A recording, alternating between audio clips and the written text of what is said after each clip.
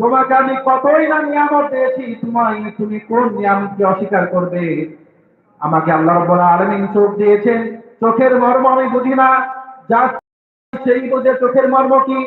একজন অন্ধ ব্যক্তিকে আপনি যদি জিজ্ঞাসা করেন, ভাই সব থেকে বড় নিয়ামত আপনার কাছে কি, সে অন্ধ ব্যক্তি অবশ্যই বলবে, হে ভাই, আমার কাছে সব থেকে বড় নিয়ামত হচ্ছে চোখ।